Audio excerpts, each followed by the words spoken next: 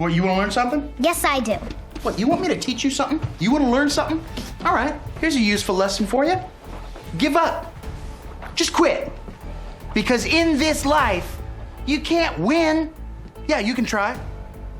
But in the end, you're just gonna lose big time because the world is run by the man. Who? The man. Oh, you don't know the man? Oh, well, he's everywhere. In the White House, down the hall, Miss Mullins, she's the man. And the man ruined the ozone, and he's burning down the Amazon, and he kidnapped Shamu and put her in a chlorine tank, okay? And there used to be a way to stick it to the man. It was called rock and roll. But guess what? Oh, no. The man ruined that too with a little thing called MTV! Yeah, okay. So funny back then, but oh so true kind of now. And the problem is the man isn't Principal Mullins. You notice back then you could put the Declaration of Independence there because it wasn't hate speech to quote that. The people who are really in charge now, the man, these people, these guys and gals, evil, conniving, globalist elites who want nothing more than a world full of minions blindly following their every rule, every policy, their every move to destroy freedom once and for all because they know better. They are the ranchers, we are the sheep. The easiest way for them to achieve such a lofty goal is through the information that you and I consume every single day. Best way to get you to not believe stuff is to make sure people like me are censored.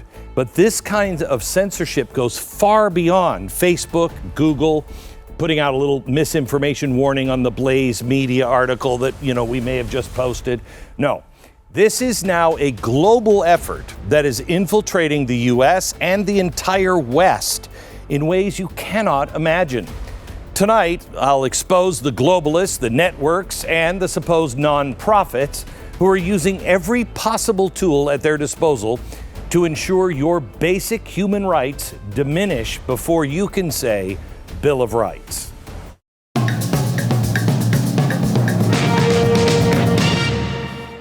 All right.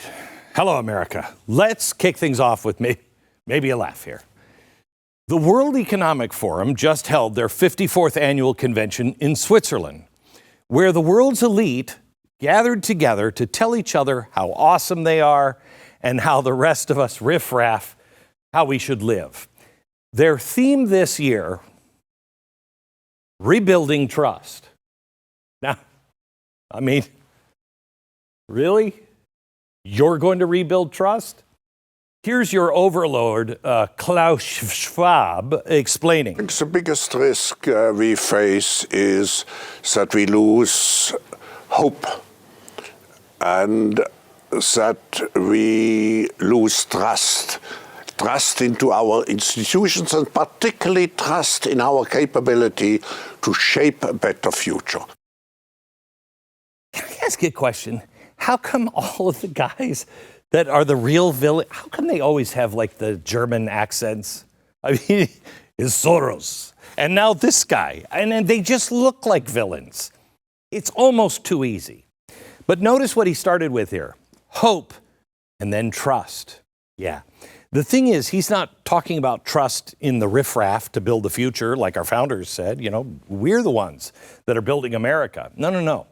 He's talking about trusting people like him, the expert elite class, to build your future for you. Of course, implied in that theme of rebuilding trust is the admission that maybe, just maybe, some of the elites at the WEF convention had something to do with eroding trust in the recent years. No, they're not saying that. They're saying people like me. If you watch this and tell a friend, then you're the one who's in the way. See, this is the thing about the WEF. They're open about all the crazy plans they have. It's not a conspiracy theory. It's right there. The whole idea of the Great Reset, I started talking to you about it a few years ago. Left-wing disinformation overlords keep trying to say it's a conspiracy theory. They ran that to the ground. Yeah. Well, I showed you that it came right straight from the WEF and their own media. They're so freaking boring in Davos, they thought nobody would watch. Well, we're out gathering all the things they said and shoving them out and showing you. The last several years have made it impossible to take the global left seriously on rebuilding trust. The COVID policies and the lockdowns alone were enough to destroy trust. How can we look at something like the immigration debacle under the Biden administration, when all of the elites around the world are saying we have to have these open borders, and then expect them to do something about it? Or all the people that have been sharing and printing all the money now saying, oh yeah, we're going to take care of inflation or energy or AI. How can you trust the experts in America who promoted the Russian collusion hoax knowingly for years? We're going to trust them to tell us about what's happening in the Middle East, or God forbid in Ukraine? It is in the Global Risks Report this year. The World Economic Forum ranks misinformation and disinformation as number one. The number one worldwide risk over the next few years. Extreme weather events, societal polarization, cybersecurity, interstate armed conflict, war, inflation, none of that. Misinformation and disinformation. Now, to be honest with you, it's not that we shouldn't be concerned about this issue. Just last week, there was fake audio of Joe Biden threatening war on Texas. This was a deep fake. Potentially very dangerous stuff. I've been warning about it for 15 years and said there's going to be a time when it starts to become a problem. That time is now. The problem with the globalist left-wing elites wringing their hands over disinformation is that they have no credibility, because they are the purveyors of disinformation in many cases. And then they're very selective in what they're willing to label as disinformation. It was at the beginning of Davos, it was just kicking off, NBC News published a breathless article declaring, quote, disinformation poses an unprecedented threat in 2024, and the U.S. is less ready than ever before. Okay, probably true. Although I do remember standing at the supermarket and pulling out like the National Enquirer or the Weekly World News, where, you know, Bill Clinton has a baby with a space alien. We've kind of handled all of that stuff, you know. We knew that was trash.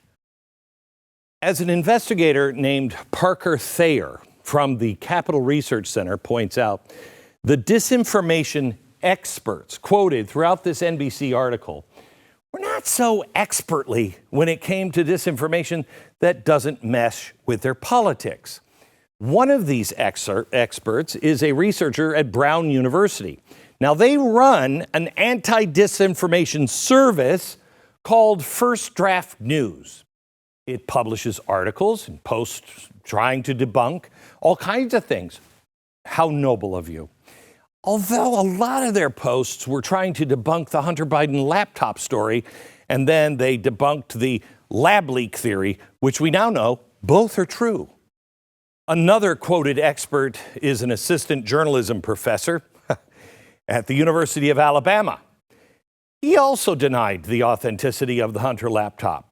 An expert from Boston University said the lab-engineered COVID and Hunter laptop stories were two of the three biggest disinformation campaigns of 2020.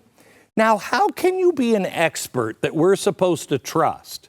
How do you have any credibility at all if you were the ones really denying all of the realities of the two biggest disinformation stories in recent memory? By the way, in case there's any lingering doubt about the Hunter Biden laptop, it is official now. Earlier this month, like we needed this or we cared, the Department of Justice did now admit, for the very first time in a court filing, that the laptop was Hunter Biden's. Yep, he left it at the computer repair shop, just like the shop owner has always said, just like the New York Post originally reported. So all of that demonizing the shop owner, saying he was what, Russian? Yeah, none of that was true. They want you to know that now. What? about 1,000 years late. Now, don't expect Joe Biden to apologize for lying to Americans or even the press, okay? They're not even pissed that the government lied to them, or did they? The left has a habit of labeling something disinformation and then putting disinformation about the thing they're trying to make you believe about their narrative, okay? It's confusing. Here's White House climate czar John Kerry in Davos. Now listen to this. He's discussing electric vehicles and why it's failing. There has been a very, very clear policy, which regrettably has been attacked by people who are engaged in high levels of disinformation. They've been trying to scare people about the range of vehicles, so there's range anxiety out there. America, you should be very frightened by the range of an electric vehicle. I've never heard any. I mean, I've heard people say, what does it only go 400 miles? Which is true. This is not just disinformation, but as he said, high levels of it. Let me give you a quick little rundown here from recent headlines to see who's giving you disinformation, okay? Is it disinformation that Hertz is selling off 20,000 electric vehicles from the fleet for, among several reasons? One of them is too expensive to maintain. Is it disinformation or not that EV city buses are breaking down and being replaced by diesel buses? Or that EVs don't work well in cold weather? Or that almost 4,700 auto dealerships signed a letter to President Biden begging him back off your EV mandate of 2030?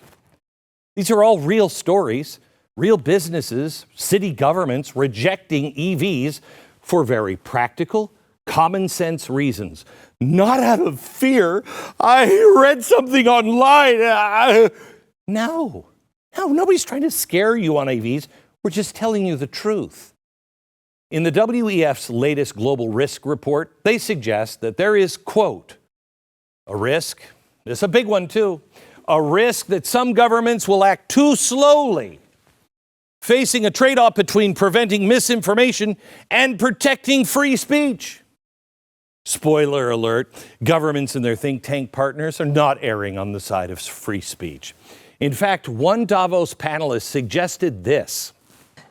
Disinformation makes money, and that's one of the, we need to follow that money, and we need to work with the, and particularly the global advertising industry, that a lot of those dollars go to pretty bad content. And so you can work really hard on exclusion lists or inclusion lists to sort of really try to focus ad dollars and challenge the global advertising industry all around the world to focus their ad dollars towards the good news and information. Okay, so this is not a new thing. I mean, that's what Media Matters has been doing. That's why airlines advertise on like CNN. Nobody sees that ad, but they got the ad dollars. Meanwhile, if you're over at Fox, you got that, that tub with a door in it, because they've already done this here in America. Now it's just going global. She's not really being original. The shadowy nonprofit groups have been compiling lists of individuals in an effort to censor and even demonetize them for a long time. It's why I started the Blaze. Now, through a FOIA request, the Heritage Foundation's Oversight Project recently discovered an email sent from the Anti-Defamation League to Washington State Law Enforcement Agency alerting them, quote, about the extremist landscape. The email linked to this ADL article that lists, quote, online amplifiers of anti-LGBTQ extremism. They're amplifiers. Who are they? Well, Christopher Rufo, Matt Walsh, Blaze Media, oh, you do love me, among other things. So far, Washington State, no agency that we know of, has initiated any investigations based on the ADL smear campaign. Please investigate. But this is the new dangerous reality for people and companies that don't toe the line on the left's pet issues. This is not a new issue. It has just gone global and partnered with governments all over the West. Let me give you an example. There's a brand new left-wing group that recently made me one of their targets. Again? Let me tell you a little bit about them. Let me take a break, and then I'll tell you about them, and then we're going to talk to Jim Jordan. He's waiting here. He's demanding answers from these groups about their collaboration with the White House and other governments. Back in a minute.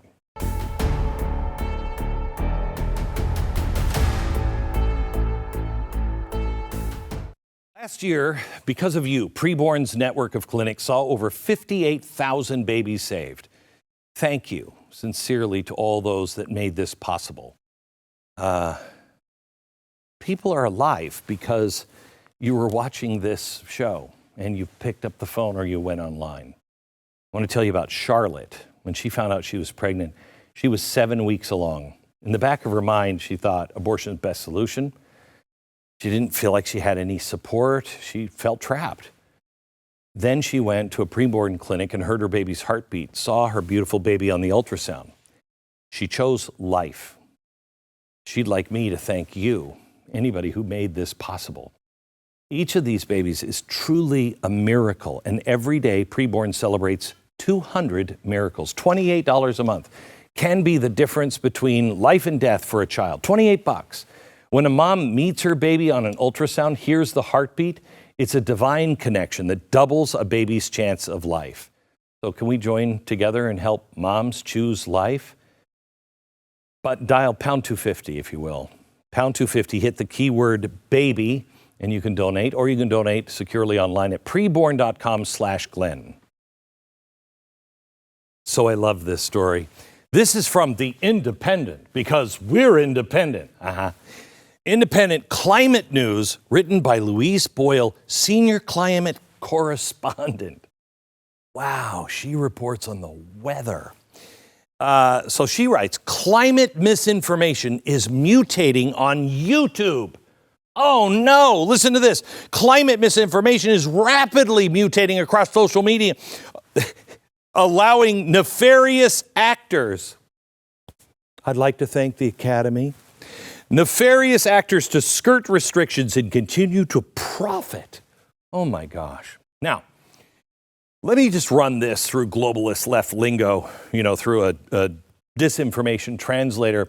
What they say when they say climate misinformation, it actually means something closer to climate opinion or perspective that may differ from the left-wing approved narrative that the earth is melting and we're all going to die under a decade unless we eat bug tacos and ride bicycles everywhere. It's going to be great. If you disagree with that, you're what'd she say? Nefarious actor.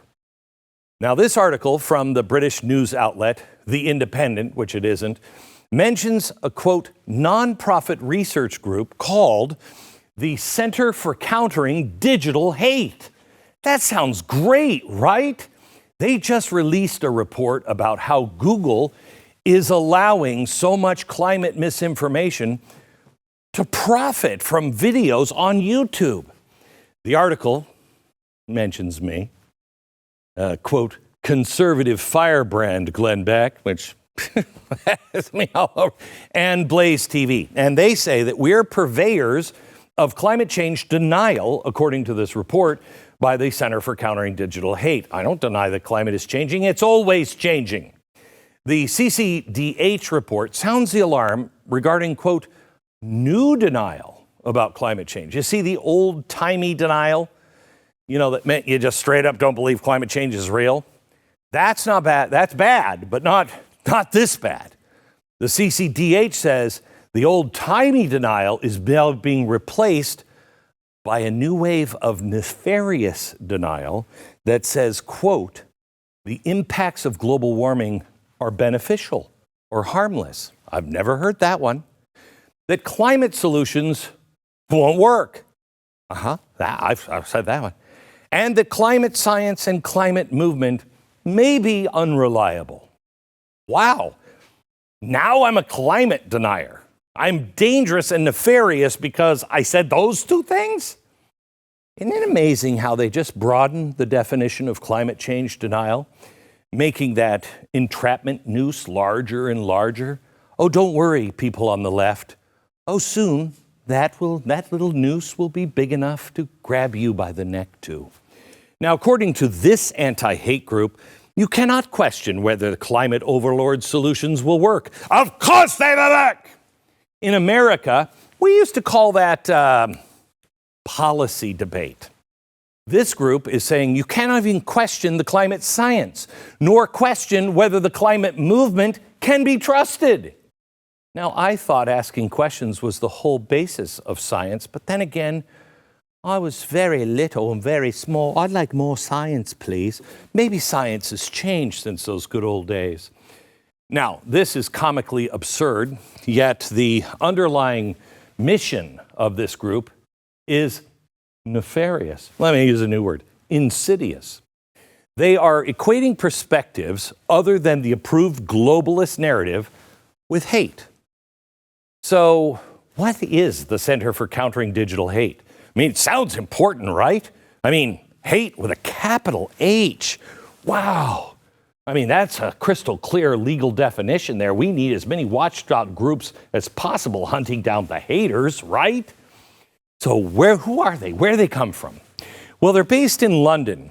The CCDH now has a branch in Washington, D.C. No, it's gone global. Now, it was started in 2017 by, what's his name? Imran Ahmed. He's a former advisor to the Labour Party members of British Parliament. Oh, so it's kind of like public-private, except he was out of the government. Now, according to the in-depth report by Paul Thacker for Tablet magazine, Ahmed is persistently rumored to be working with British intelligence. But why would spy agencies be involved in this? Regardless, the CCDH has multiple connections to the British government, past and present board members, including a member of Parliament, the strategy director in the office of former UK Prime Minister Gordon Brown, the former British ambassador to Israel, chief of staff of former UK Deputy Prime Minister Nick Clegg, and the campaign director for the Labour Party. Wow. Wait, I'm trying to get why are all of those people concerned about the Blaze and people here in America? In 2020, the CCDH convinced Google to ban the website Zero Hedge from its platform.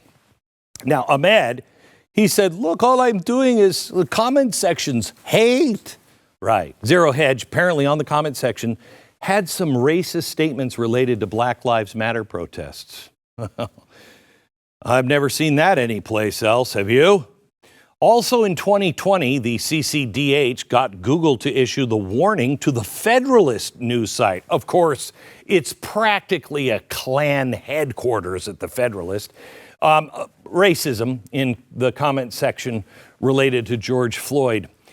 Okay, then 2021. Ahmed says, I'm like Mr. Smith, except I've got an English accent. I'm just like Mr. Smith, and I want to go to Washington, and I'm going to go as a non-profit. Oh, that's great. So the CCDH received its funding through the Schwab Charitable Fund, which means the donors can remain anonymous, which is great.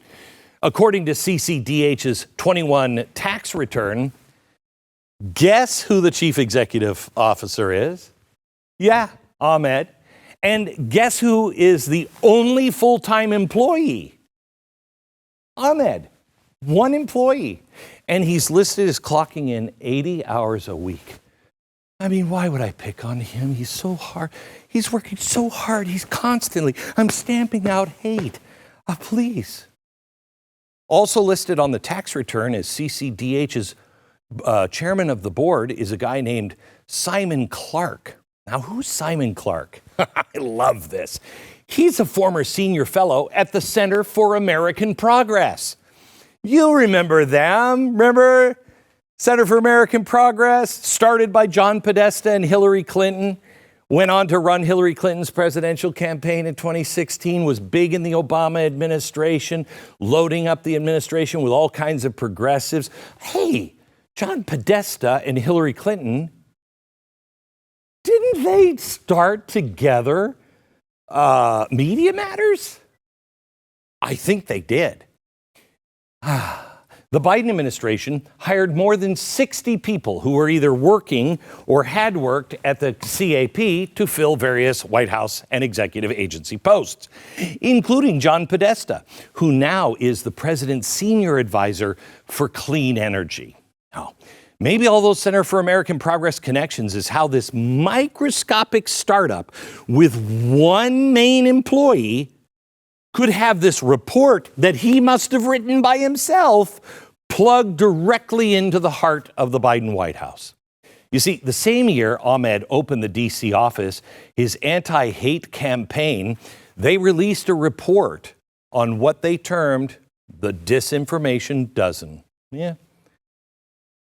This is a group of 12 individuals that the CCDH claimed said were responsible for spreading what they, and later the White House, deemed disinformation about COVID and vaccines. Yeah, they said it was unsafe. They said it really hadn't been tried. They said we were being lied to. Now imagine those hateful lies. Well, here's Jen Psaki using the exact same numbers from the CCDH report when she was still in the White House as the press secretary, July 21. Watch. I think this was a question asked before. There's about 12 people who are producing 65% of anti-vaccine misinformation on social media platforms. All of them remain active on Facebook, despite some even being banned on other platforms. Wow. I mean, it's amazing that she had the same information that was taken right out of that report. You know, the report Disinformation Dozen. Because there's no way that one-man band could have gotten the first year in Washington. Wow, what an accomplishment, huh? As Matt Taibbi reported on the Twitter files, it was discovered that 12 state attorney generals also cited CCDH's Disinformation Dozen report, convincing Twitter to give strikes or suspend various accounts. So, and guess what? They were Democrat governors. What are the odds? The Center for Countering Digital Hate is now in a legal battle with Elon Musk and X, it used to be called Twitter. CCDH continues working to shoo advertisers away from X. Last July, X sued CCDH for making false claims and alleging hate speech rose on the platform after Musk bought Twitter in October 2022. Yeah, they were the ones that have been saying that the whole time. Oh, I'm sorry, not they. That guy was the one who was spreading that. In late August last year, Jim Jordan subpoenaed CCDH for records related to its alleged interaction with the White House under Biden. When CCDH finally complied with the subpoena, they admitted direct communication with the White House about the Disinformation Dozen. This incredible rise of the Center for Countering Digital Hate. I'm a cynic, but I think it's a little more than just suspicious, you know? As Paul Thacker put in his report, quote, for a tiny, unknown nonprofit to gain so much attention in DC's crowded, competitive policy state is akin to a pudgy amateur athlete looking like me catching the winning touchdown in the Super Bowl while setting a new world record in a marathon in the same week. Yeah. So very likely. So what's going on? Why does it appear that the Biden White House is working with shadowy nonprofits, and in the CCDH's case, essentially one guy, to censor viewpoints that clash with the White House agenda? Well, we'll find out more. Chairman of the House Judiciary Committee, Representative Jim Jordan, joins me next.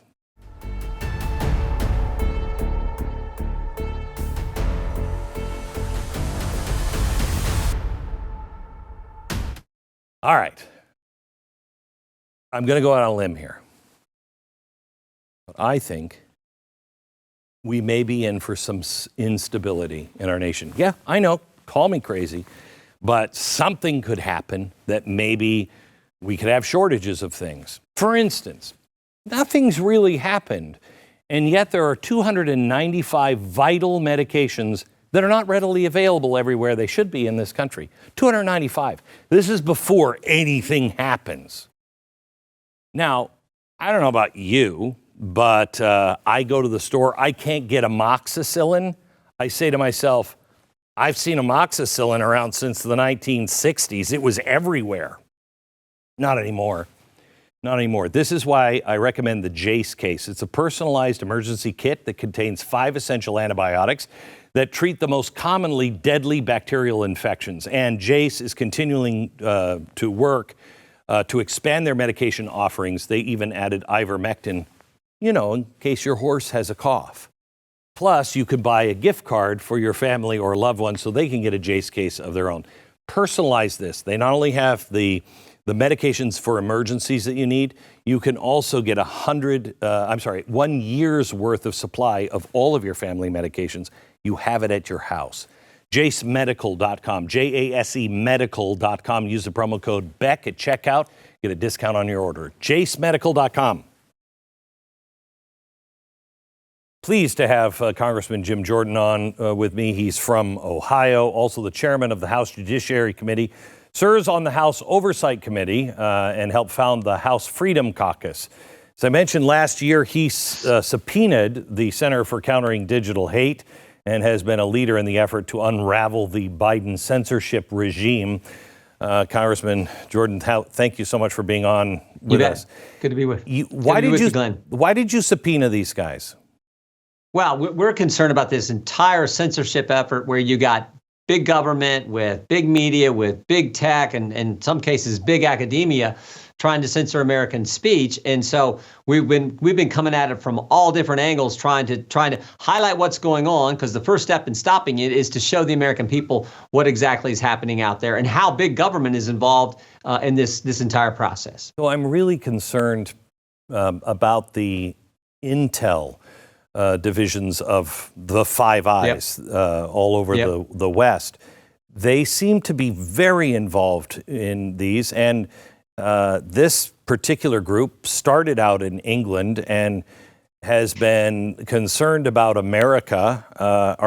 Have you found anything that shows that our agencies are spying on opposite citizens and trading information? Well, nothing specific yet there, but what we do know, you go clear back to the whole Trump-Russia collusion, right. When the FISA court, when they went to the FISA court, the FBI gave information that was not accurate to get this whole thing rolling. Remember, that all started with foreigners, this Downer guy, right. this Mifsud guy, all these foreigners. So this has been a concern. One of the reasons we're digging into it all.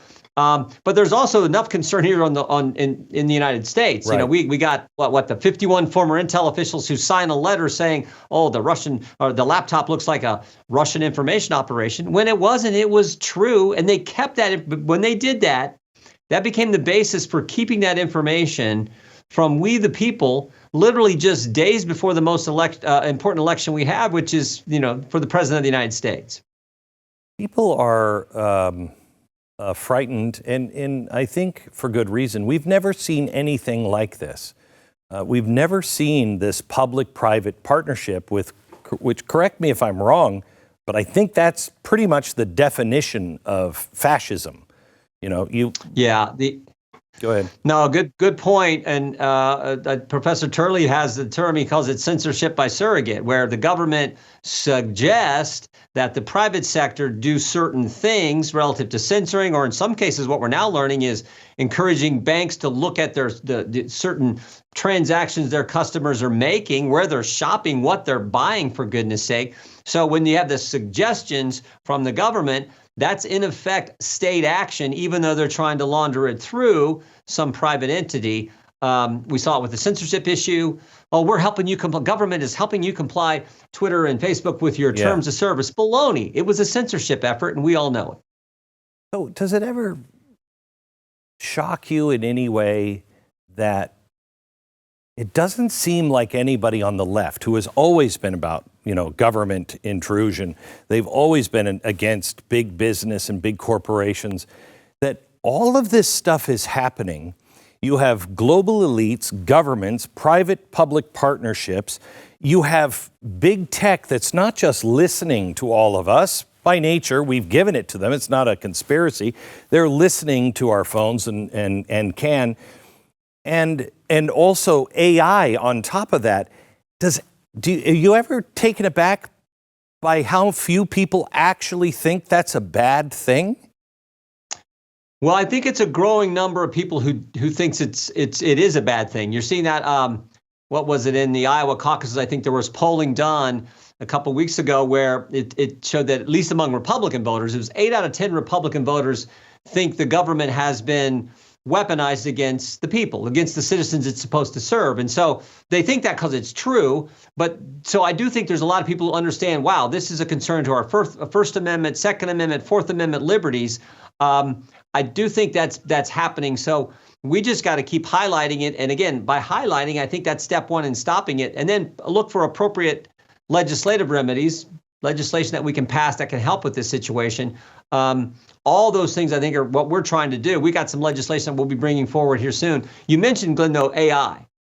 This is we're going to have a hearing on this next week, AI and censorship, because what really concerns me is this is like taking, well, we had this project where it was big government, big tech, and big academia working together to censor Americans in the run-up to the 2020 election, censor certain posts and tweets and things they put out. Imagine if you can take that to scale with AI and all the people. So this is our concern, and we want to start talking about this and seeing what's going on in this space as well. I just have to ask you it's a pretty raw question.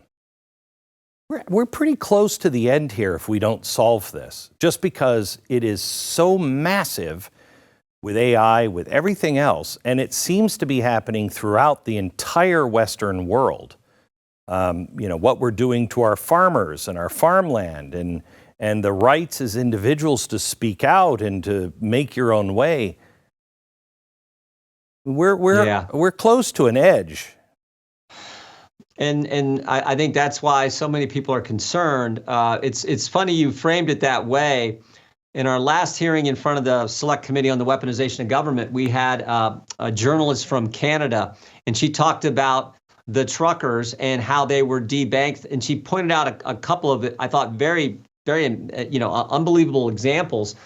But she made a point too. She said, the hallmark of the West, of Western civilization, is your ability to speak and not be attacked and debanked and bad things happen to you from the government because you're speaking out for things you believe. It's the First Amendment. And she said that's the hallmark of Western civilization. And I tell people all the time, you have 5 liberties under the First Amendment. Your right to practice your faith, your right to petition the government, your right to assemble, free press, free speech. They're all critically important. Yeah. The most important is the 5th one.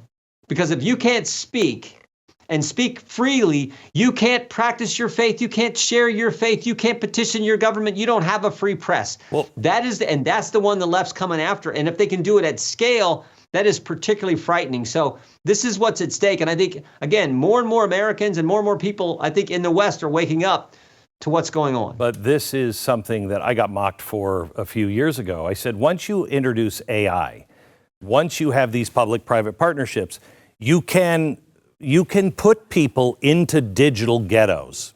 I mean, remember, at first, the Germans were like, you can speak all you want, just in this ghetto with a wall where nobody will see or hear you.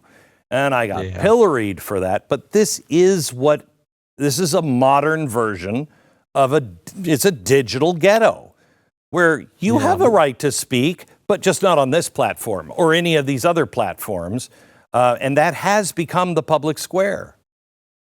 Right, and I think the last word you said is this is modern world's public square, and it'd be the equivalent of saying, oh yeah, you can talk, you just can't talk in the public square. And I mean that's not First Amendment, that's not free speech, that's not how we have the debate. And that is fundamental to how our system works. You get your best hold, make your argument, I'll get mine, make my argument, and let's see who wins the debate, have the vote, and move on. That's how it's supposed to work in America and in people who have the kind of liberties that we enjoy as American citizens. But if you don't have them, that's a scary place to go. We certainly don't want to go there. Can I go back to the Center for Digital Hate?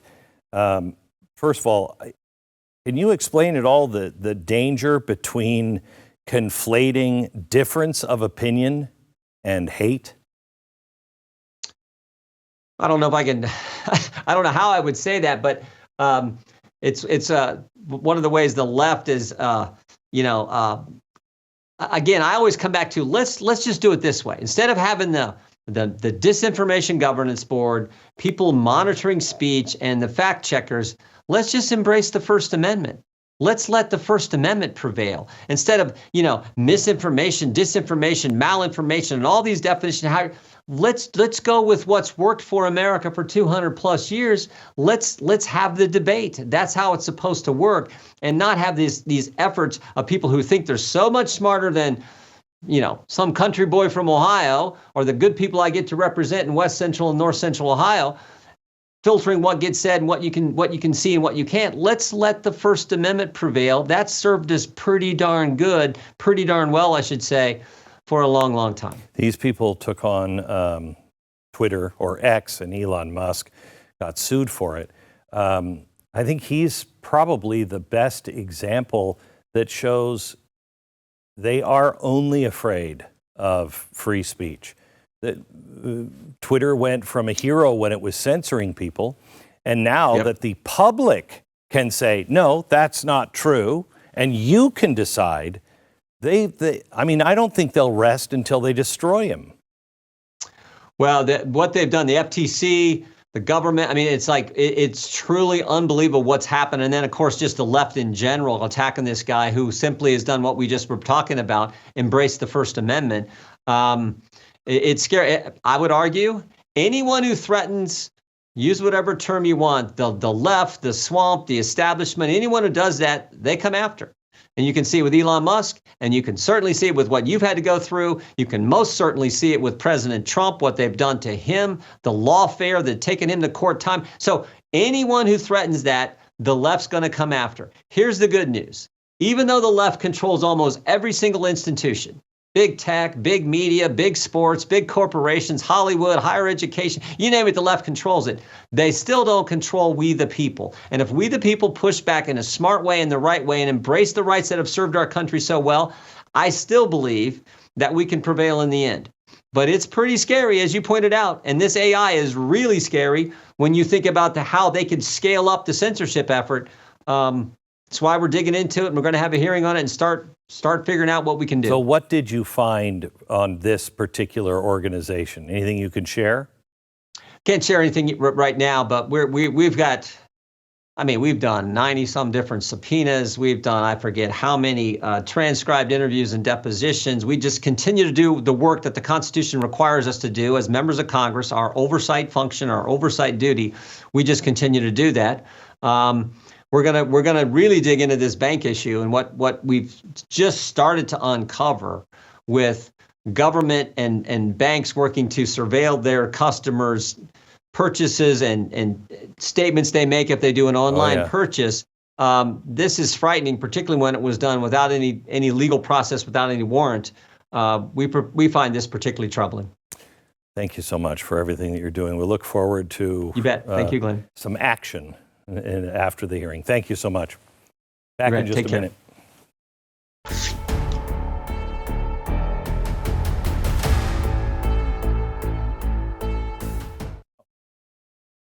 The thing that makes America different is our Declaration of Independence. Where do rights come from? If they come from the government can take them away. If they come from what? The collective? I hope you're on the right side of the collective. We hold these truths to be self-evident, that all men are created equal, that they are endowed by their Creator. If our rights don't come from something above and are untouchable, unalienable rights, meaning nothing can change them, then government, just like the king when we wrote this in our Declaration of Independence, the government or the king decides what you can and cannot do. We forget about this in America, but it is the most important thing. This document is the most important thing. It made America, America, and the rest of the world as free as it is. I'm going to show you the opposite. This is Yuval Harari, his commentary on human rights. It is the polar opposite of the natural rights declared in the Declaration of Independence. Watch. Today in the world, many, maybe most legal systems are based on this idea, this belief in human rights. But human rights are just like heaven and like God. It's just a fictional story that we've invented and spread around. It may be a very nice story. It may be a very attractive story. We want to believe it.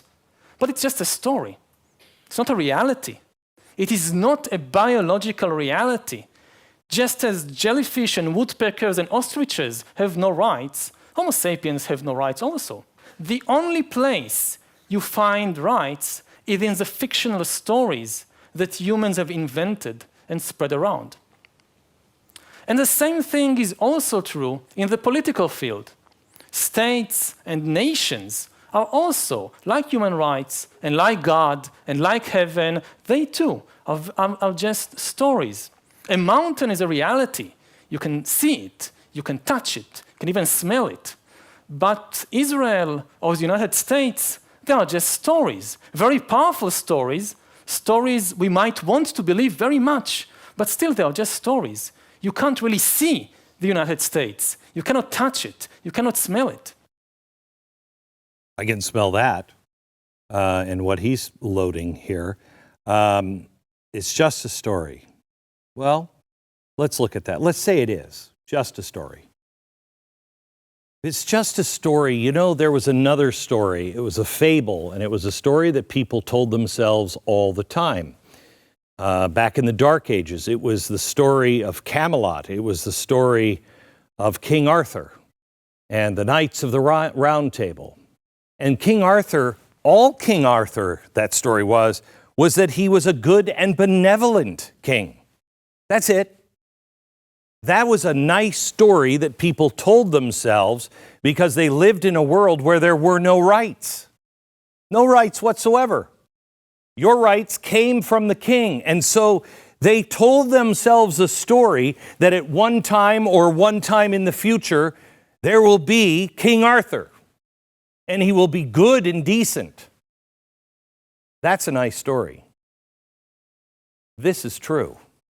And even if you don't believe in God, what he leads you to is death, destruction, and slavery. This is proven. Your new theory is just a theory. This is proven. Freedom is a choice, not a story.